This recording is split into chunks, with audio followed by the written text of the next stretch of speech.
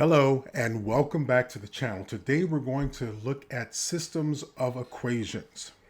A system of equations is a set of two or more equations containing two or more variables. A simple example of this would be the system x plus y equals 10 and x minus y equals 4.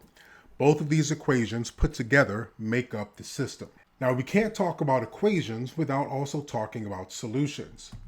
In a system of equations, the solution is defined as the values for the variables that make both equations true simultaneously. So in this instance, we're looking for the values of x and y that we could plug in to both equations to make them true. In this instance, we're looking for two numbers, x and y, whose sum is equal to 10, and the same two numbers have a difference of 4. In this case, that solution would be x equals 7 and y equals 3. 7 plus 3 gives us 10. 7 minus 3 gives us 4. Now, this particular example is pretty easy and rather intuitive to come up with to find the solution for. But in general, it's not going to be quite as easy. So our objectives today are going to be to look at three different methods for solving systems of equations: the graphing method, the substitution method, and the elimination, otherwise known as the addition method. So let's start with the graphing method. For our first example, we're going to look at the system of equations that we looked at before, x plus y equals 10 and x minus y equals 4. Although we already know what the solution is, I want to show you how the solution manifests itself with this method. So then, as the method is titled, graphing method, we're going to graph both of these equations. As you know, these are linear equations, and both of these equations are going to be straight lines when we graph them.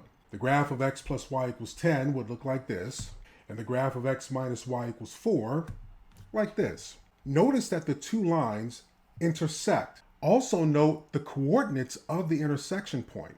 The coordinates of the intersection point here are 7, 3, an x coordinate of 7 and a y coordinate of 3. Do those numbers look familiar? Yes, the coordinates of the intersection point gives us the solution to the system. Those coordinates correspond exactly with the solution to the system of equations. And this is basically the graphing method in a nutshell. So the steps for solving by the graphing method is to graph each equation on the same grid, then identify the intersection point. The coordinates for the intersection point is going to be the solution to the system. Now, before we get into another example, let's talk about some of the pros and cons. The pros of this particular method is that it's a simple and a quick method. You just graph the equations, find the point where they meet, and you're done. But the downside here is that for this particular method, the exact intersection point may be difficult to determine, especially if your solutions are not integers, where the intersection point is going to lie directly on a crossing point on the grid. And then, of course, you will need a graphing paper and a straight edge in order to draw the lines accurately. So let's take a look at another example. In this example, we have y equals 2x minus 7 and x plus 4y equals 8. Solving this by the graphing method, let's graph each of the equations. So starting with y equals 2x minus 7. Now this one we can graph pretty easily. We know that this graph is going to have a y-intercept of 7 or negative 7. So we can plot that point. And the slope of the line is equal to 2. So using what we know about the slope being the rise over the run, from the y-intercept, we can go up 2 units and then over 1 unit to get another point that's on the line. So drawing the line that connects those 2 points, we get the following. For the second equation, x plus 4y equals 8, let's find the intercepts for this one. So to find the y-intercept, we let x equal 0. That gives us the equation 4y equals 8, which after dividing both sides by 4 gives us y equals 2. To find the x-intercept, we set y equal to 0, and that gives us simply x equals 8. So we have our y and x intercepts. If we plot those points, 0, 2, 8, 0. Then draw the line connecting those points. We get the following. So now identify the intersection point. The intersection between the two lines is right here. And what are the coordinates? This has an x coordinate of 4 and a y coordinate of 1. Therefore, our solution to this system is x equals 4 and y equals 1.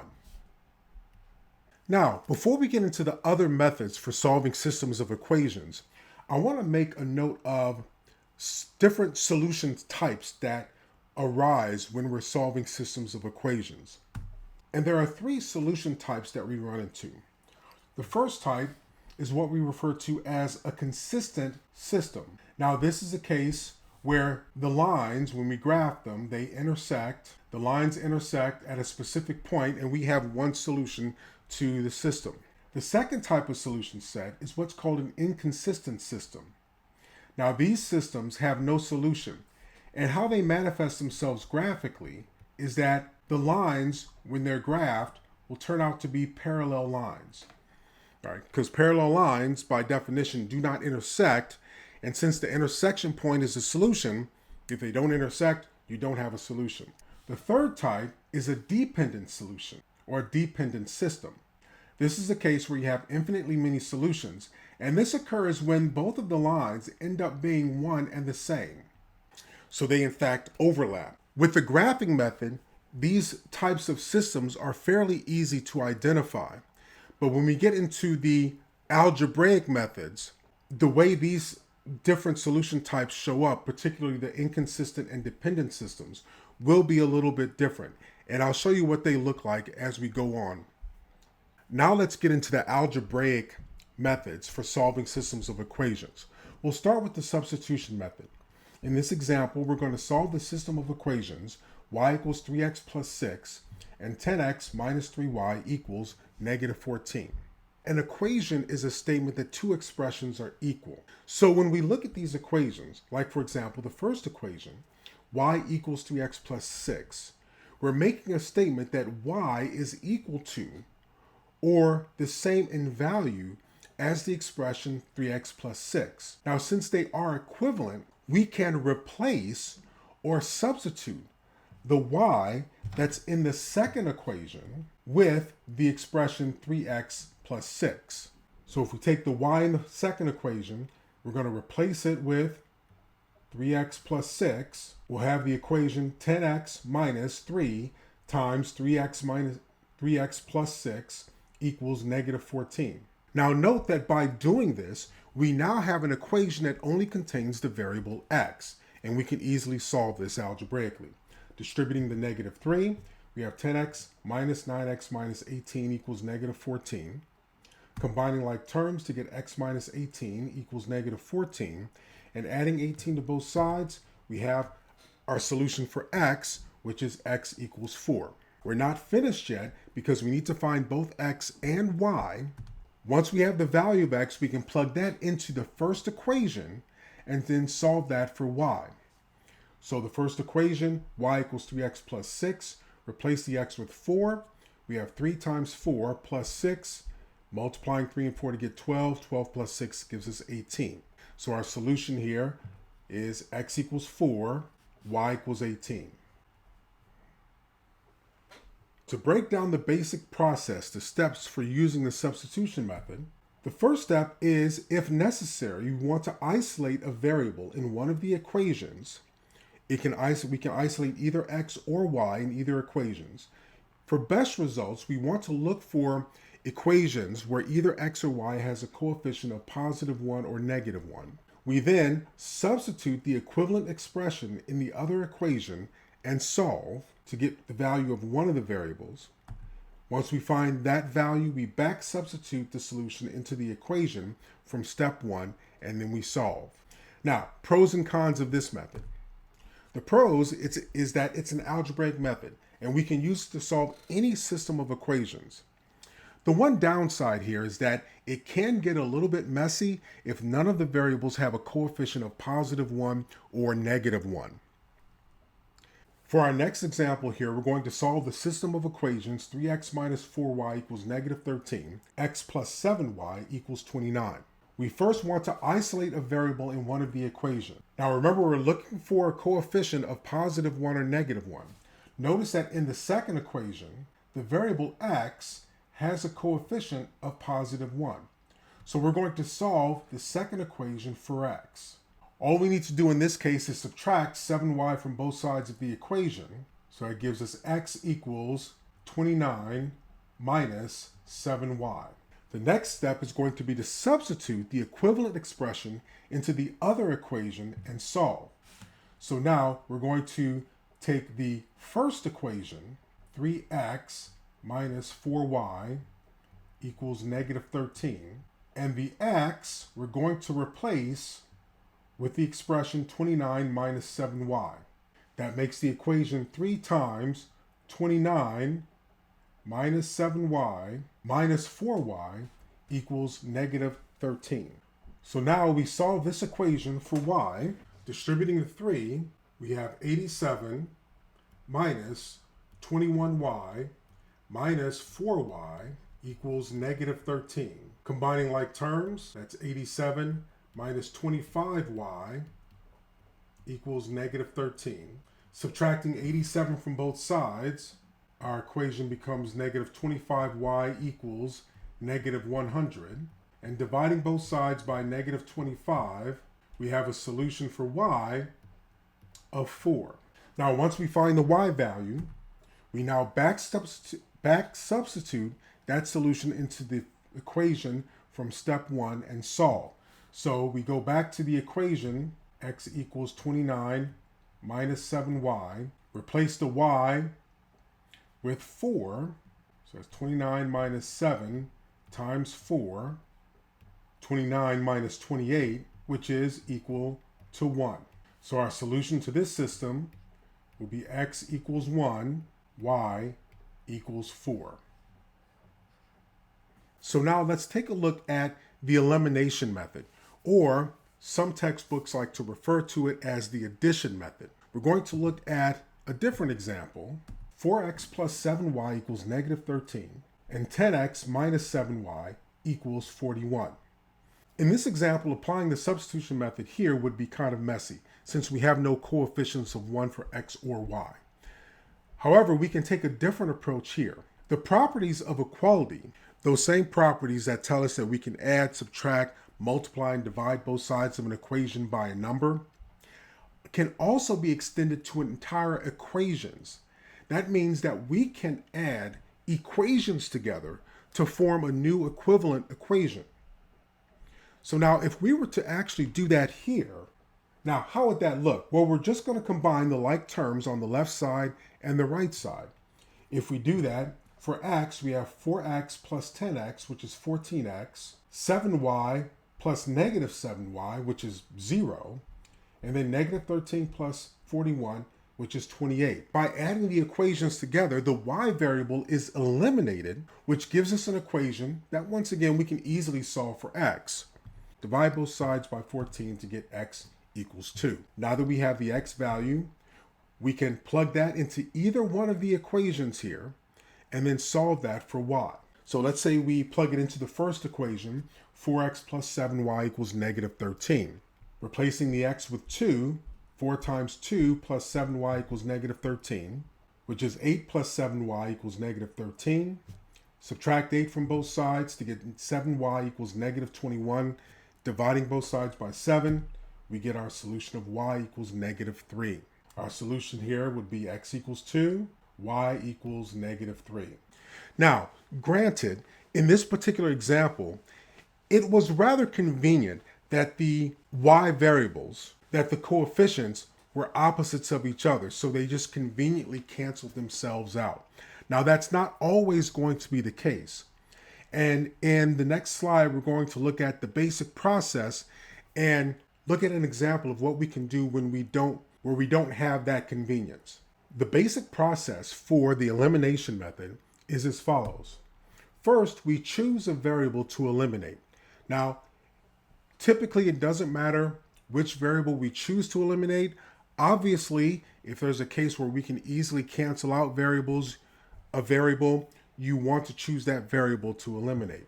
If necessary, multiply each equation by a number necessary to yield opposite coefficients of the variable that you want to eliminate.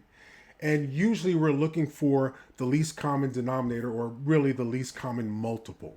Now, once we have it set up where the coefficients are opposites, we then add the equations together and then solve the resulting equation. That'll give us the value of one of the variables, and then of course we back substitute that solution into either one of the original equations to obtain the solution for the second variable. Let's take a look at another example. Here we're going to solve the system of equations 6x plus 5y equals 15 and negative 4x minus 7y equals 1. So recalling the basic process. First, we choose a variable to eliminate. Now once again, it doesn't matter which variable we choose to eliminate here. In this case, I'm going to choose to eliminate the variable x. In this system, we see that the coefficient of x in the first equation is 6. In the second equation, the coefficient of x is negative 4. So we want to multiply these equations by a number necessary to yield opposite coefficients. If we look at the numbers 6 and 4, they have a common multiple of 12. So I want one of the equations to have a coefficient of positive 12 and the other equation to have a coefficient of negative 12. To do that here, we'll take the first equation and we're going to multiply the entire equation by 2, since 6 times 2 is equal to 12. And the second equation, we're going to multiply that equation by 3. Once we perform the multiplication, the first equation now becomes 12x plus 10y equals 30. The second equation is negative 12x minus 21y equals 3. We have opposite coefficients for x, so we can now add the equations together. In so doing, the x variables cancel out, they become 0. The y variables, 10 minus 21, that's negative 11y, equals 30 plus 3, which is equal to 33. So x is eliminated. We have an equation that just contains y, and then we solve this, dividing both sides by negative 11. We have a solution of y equals negative 3. We can back substitute, take our solution for y, and plug it into either one of the original equations. It doesn't matter which one. I'll plug this into the first equation, 6x plus 5y equals 15. Y being equal to negative 3, our equation becomes 6x plus 5 times negative 3 equals 15. That's 6x minus 15 equals 15. Adding 15 to both sides of the equation gives us 6x equals 30. And dividing both sides by 6, we have a solution of x equals 5. So the solution to the system is x equals 5, y equals negative 3. So we've seen each of these three methods being used. The graphing method isn't typically used in applications involving systems of equations. The question then is, what method do you use when you're looking at a system of equations and you're trying to figure out what method to use? Which is best? Typically, the substitution method is best to use if one of the equations already has an isolated variable, or if the coefficient of one of the variables is either positive 1 or negative 1. The elimination method can be used most efficiently if you have opposite coefficients either for x or y, or in any other instance where the substitution method would be difficult. I am presenting methods for solving systems of equations with two variables. Now we can have systems of equations with more than two variables. These methods, like substitution and elimination, can be used in those instances as well. And perhaps in a later video, we'll explore how to solve larger systems of equations with the elimination method, and perhaps introduce other methods for solving systems of equations as well. Now, to finish things out, I wanted to take some time and show you some examples of systems of equations where things can go a little bit awry. What about inconsistent and dependent systems?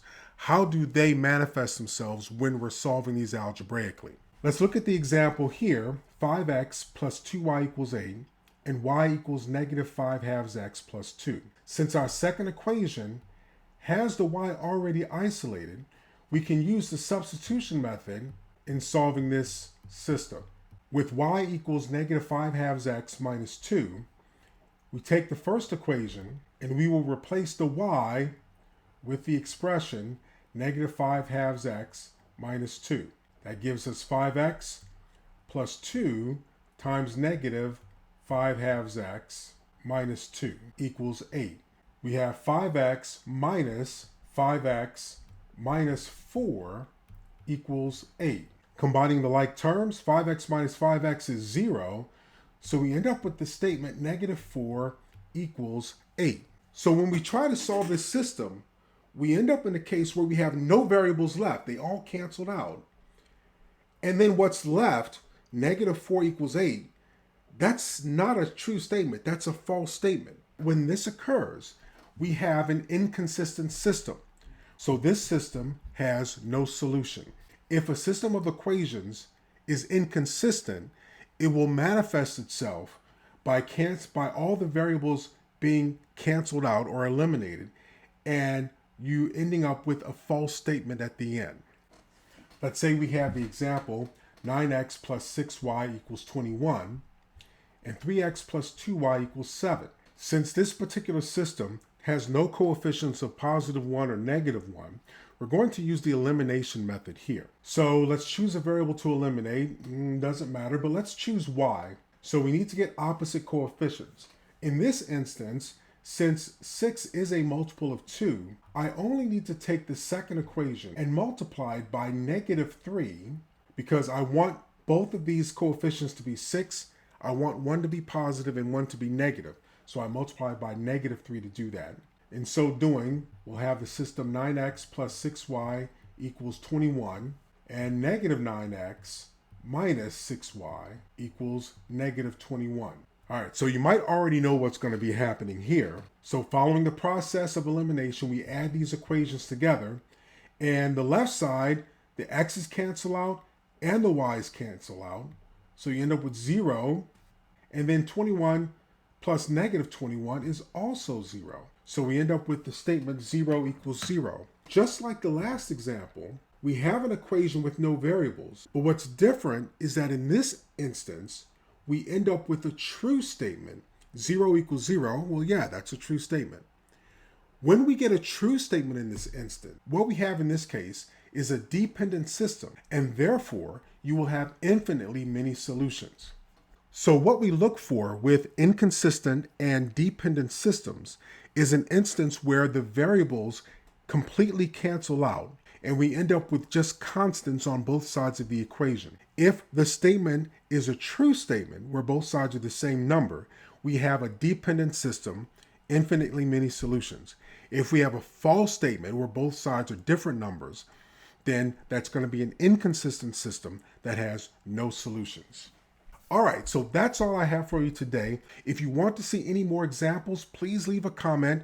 If you have any recommendations of content that you would like to see, drop those in the comments as well. Please consider subscribing. Thank you very much, and I'll see you next time.